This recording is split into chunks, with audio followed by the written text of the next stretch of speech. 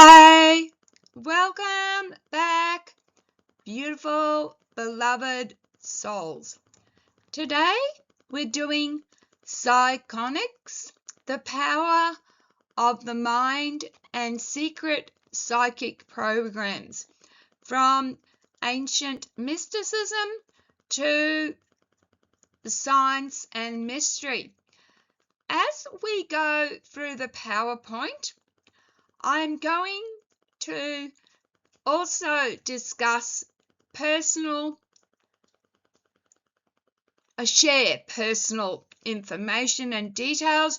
You all know I'm a psychic medium, and I had one of those thoughts today that in the ages past, women were persecuted as witches, but in the secret like USA psychic spy programs, the secret projects, the majority were guys.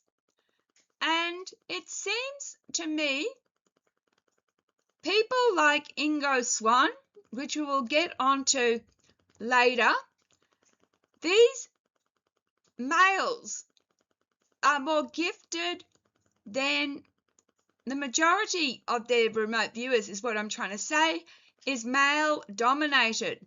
Now let's have a look. Psychic phenomena is a right brain phenomena. And interestingly, before we talk about this, is that women tend to be more right-brained than men. So, yeah, I just find that very interesting that the most gifted people that they used in their experiments were men. So, what is psionics? The term psi, P-S-I, is psychic energy, and plus electronics. And it suggests that the mind can be measured like energy output. And it uses, in the 1950s, there was a science fiction about psionics, and this is the start of early parapsychology. And the concept blurs science, spirit, and technology. So this is from Wikipedia, and it tells you that actually psionics is a discipline that applied principles of engineering to the study and employment of psychic phenomena, such as extrasensory phenomena, psychokinesis. It's a term for psychic phenomena, but it came from 1950s sci-fi. It was actually a sci-fi expression, for want of a better word. So, as you know, I have 3 children. My oldest, a daughter, is a Christian. My middle son, he doesn't believe in any spiritual thing. He's very scientific based. But my youngest son is, he follows after me, my footsteps. But where I channel, he remote views. And I said to him, how do you do it? Because I'm allowing, there's a difference. Remote viewing, you go there. But channeling, you allow entities or whatever to give you information. They're completely different things. And he said to me, if you want to remote view, use your senses. So, for example, Say you wanted to go to the moon. Imagine what it feels like with your senses. So does it feel cold? Or imagine a taste, or imagine hearing something. And as soon as you tap into that sense of where you want to go, you're there. I'm not very good at it. We all believe. I believe we're all got psychic ability, but some abilities are stronger than others. Now, early psychic research. In the 1930s, J.B. Rhine had at Duke University, he looked at telepath and ESP. Then, in the 1950s to the 1970s, parapsychology was huge. I remember when I went to university, most of my studies I did distance online learning, but there were a couple of years that I actually went physically to university, and I did psychology, and a second year subject was parapsychology. And in psychology, you can actually major in parapsychology. And in our university tests, when I went to, it was James Cook University in Townsville, we were hooked up to, this is a very simple definition, but it was like a voltmeter. So our thumbs were attached to these little voltmeter machines, and we had to see if we could move the needle with our, with push with our brain, and I was the only one who could do it. So anyway, let's get on. There were claims of telekinesis and ESP, which attracted the military interest in, and also the CIA. And the psychic research became a Cold War curiosity. At the time, Russia was way ahead, and the United States didn't like that because of the Cold War, because of communism, and they rushed to catch up. Even today, China and Russia are way ahead technology-wise, and also in studies of consciousness. This is a picture of early tests from the 1950s, and what they used to do is test with cards, and you had to guess which card comes next. I think you can still do these experiments online. I remember a few years ago, I went to a site where it asked you were tested for remote viewing, and it was mine results, I don't know what you would call them. So the first site, I guessed it was, I'm just making this up at the moment, but say it was a temple. And I went, oh, it's a boat on the ocean. Wrong, it's a temple. Second card, I go, okay, it's a house. But no, it was my boat on the ocean. And every card, it was like I was not seeing the top card, but I was seeing the one straight underneath the second card. So to make this a bit simpler for you, imagine a deck of cards, and you ask me to guess, and on top is the ace of clubs, but I say 7 of hearts. Well, it's the ace of clubs, but guess what the second card is? The 8 of hearts. And then when So when the second card comes up now, because the Ace of Clubs is gone, and now I don't know what this new card is, but it was what my first guess was, I'll go Seven of Diamonds, and the Seven of Diamonds will be the second card. It's like I was looking at the second card, if you follow what I'm trying to say. So this is telepathy, and I noticed that, remember I told you my youngest son is very gifted and he told me how to remote view. I did an experiment about 20 odd years ago. He would have been around in his late teens, and he went in one room, I went in the other, and I just sent simple like colors or numbers. I pushed with my mind, for example, and I would go yellow.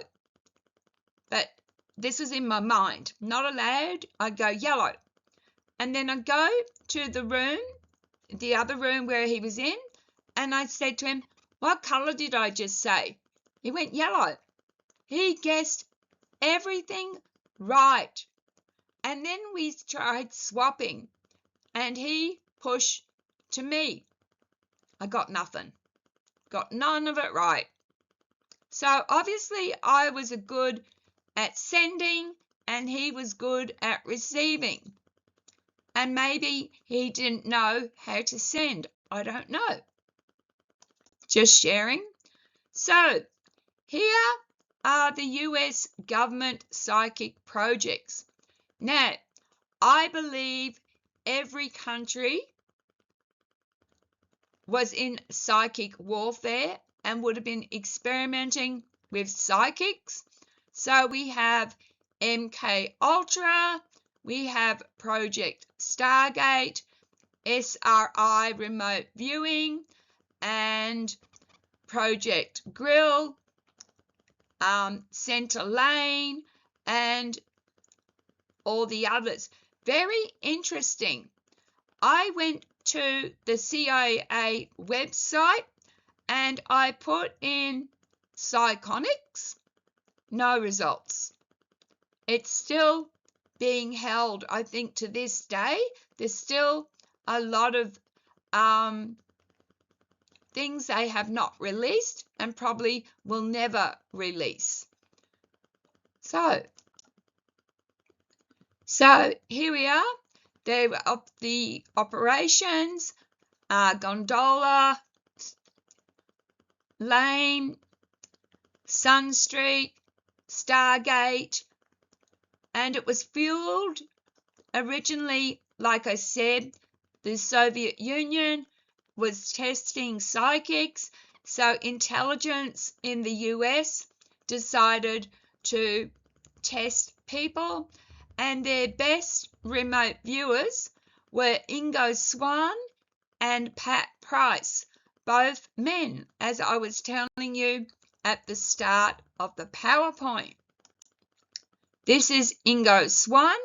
Ingo Swann passed away, I think, 2013, but he's got books out that you can buy. This is Pat Price. I don't know when Pat passed, or he might still be alive, I don't know. So, in the US, there's whistleblowers who've come forward about a GATE program, and the GATE program is for gifted and talented. And this whistleblower said that he was, he didn't have, what can I call it, a condition, a mental condition. I'm not going to call it a mental illness, but he didn't have a mental condition.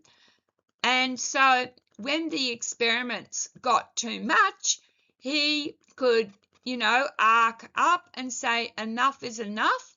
But a lot of the participants in GATE are actually non-verbal children with autism, and they couldn't fight back against the system. Now, there's a belief that autism have very high talents in psionics.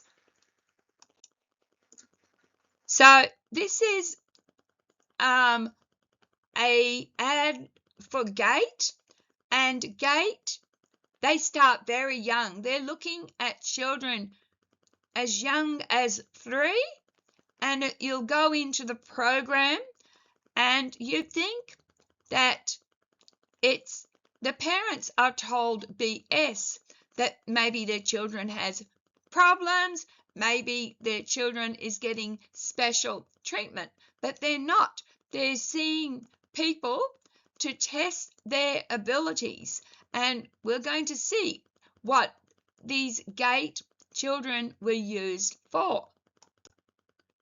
So, gifted children selection. So, children with heightened cognitive abilities were picked, where they were picked usually off cards, memorizing cards, and they were used for psychic experiments and psychic training. This is what I told you about autism. There's a wide spectrum of autism. There's limited no spoken language, and that's the extreme. And this whistleblower claimed that those children were very gifted and talented, and that's what GATE went after. So this is what the parents are told what GATE is, that they get social, emotional support, that they're given encouragement, enhanced, and they're protected, and they're really cared for. They're like nurtured, but it's all not what it seems. It is to find out if these children have psychic abilities, and we will explore why. So this is how they look to see if you've got GATE. They screen you, a cognitive ability, and see if you are gifted. And these are the cards they use. They're called the Zener cards. So the cards, and they use this not just in children with the GATE, they use this on any psychic or anyone with those kind of abilities to test if you have abilities. These are usually standard cards. So, shared traits reported by GATE kids is that they claimed that they were trained to interact with aliens and alien technology, that they were given technology that was alien and interfaced, and actually one of them, his name's Jordan something, said that he actually talked to aliens telepathically. So, one selected, these I explained were subjected to specific exercises so that their abilities were enhanced and they could communicate with aliens, extraterrestrials, and these exercises allegedly involved altering their consciousness through techniques like meditation, sensory deprivation, which means things like going without sleep or being put in a dark room or isolation, or they were even used advanced neurofeedback. I've explained. I just want to sidetrack a little bit here. I did student nursing, and one time I worked in the mental ward, and I saw some horrific things. This was in the 80s, early 80s, and there was a patient, a male patient, who was extremely depressed, and nothing worked. No medication, nothing. So, do you know what they did? They put him on bed, and under slight anesthetic, they shocked him. And they didn't only shock him once. Apparently, if your little toe doesn't react, or your big toe, sorry, they will shock you again. I thought this is barbaric. Anyway, I went off shift and I came back on a few days later, and this man was so happy. So obviously our brains are wired that electric shock and will do things, and also our brain chemistry in altered states of consciousness, we can have all sorts of experiences. Anyway, back with gait. As I explained, their children claimed that under altered states of consciousness, they interacted with aliens. And this is just an image of a so-called alien. It's not actually alien, it's just giving you an idea of maybe what they interacted with. So, the whole reason why the power of the mind, what we can do, is because they were looking at consciousness. And consciousness, they found we create our own reality. We are responsible for our own reality. Consciousness. So, yes, from these experiments and learning more about consciousness can explain why we get dis-ease, why we have intuition, deja vu, and gut feelings. So they were looking at the relationship of consciousness, but more advanced, and I call it opening up your third eye chakra. So these are the types of psychic abilities, but there's more than this. There's telepathy, telekinesis, where first let's explore telepathy is mind to mind, where I told you where I was in one room and my son was in the other, and I pushed a thought to him and he got that thought. Telekinesis is moving stuff. So remember Uri Geller bent spoons until it was proven that he was a fraud. But there's clairvoyance and all the other different types of psychic abilities, remote viewing, channeling, Yeah.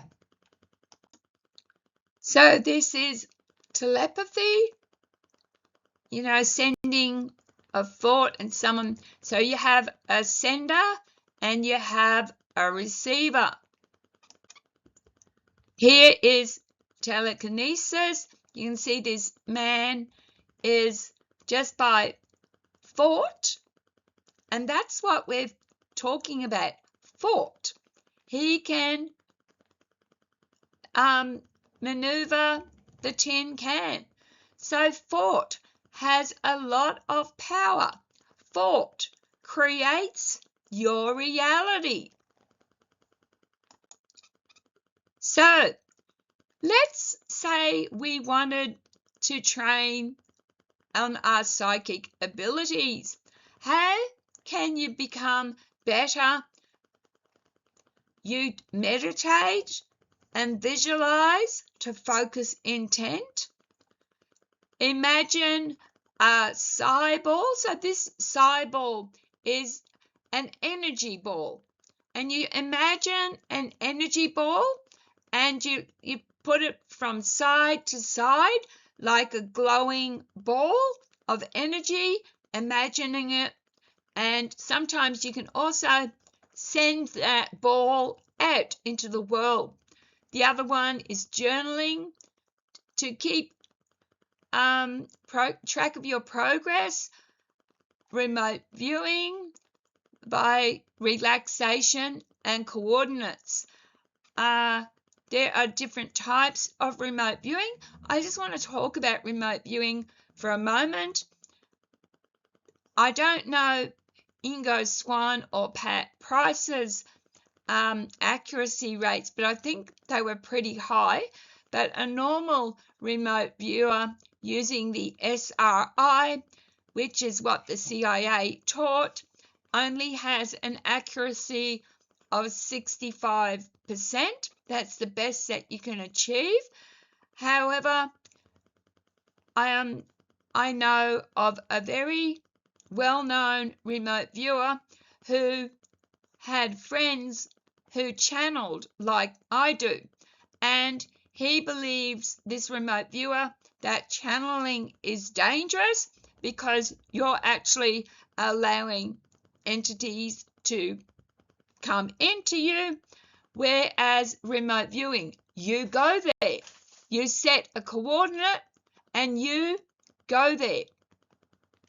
You remote view. So this is a psi ball, imagining a ball of energy in your hand. Now, we're just going back to looking to see if you've got psychic ability. They also look at your emotional intelligence. This is for remote viewing. From my understanding, they check if you're mentally unwell, you're not going to be taken as a remote viewer. But I also told you that children, especially with autism, are very gifted. Okay, so there was a lot of skepticism around the results. They found that when they tried to repeat results, they weren't consistent. Like I told you, remote viewing accuracy at best is 65%. So they did at Pear Lab, which is in Princeton, they tried repeating the experiments with mixed results. So according to the science field, it's a waste of time. To put it bluntly, that funding psychic research is a waste of money because of the mixed results, and they don't see any benefit in it, but those programs haven't stopped. They're still continuing. Like I said, GATE in America and probably in every country, especially China and Russia, they're still experimenting with children and with psychic abilities. So what would you want to call them? The Army, Defense Force, they still see benefit in psychic warfare. Those experiments are still going on. We all know that. So this is just a graph of measurements, accuracy, I think. This is actually a photo of the Pear Lab, and it was reported in the news that they were closing their studies into people with psychic abilities. I just took it from a newspaper article. I don't know whether the Pear Lab still continues or not, but like I said, I really do believe the government all around the world are still testing and still have programs for young children. So this is talking about ethics, because remember I told you earlier that this whistleblower that came forward said when he was pushed through the GATE program, they were made to do things that they didn't want to do, and especially children with autism who were non-verbal couldn't say no. They were just forced to do it. So the ethics are that these people are vulnerable, and you should nurture and care and protect, not abuse a gift.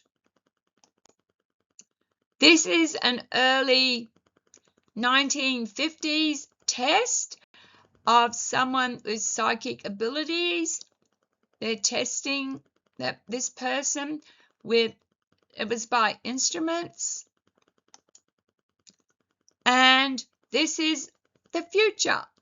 What is the future? And like I told you, I believe that every government has a deep compartmentalized project, because psychic abilities exist, and if you can change outcomes with consciousness, that it would be a massive breakthrough. Could you imagine?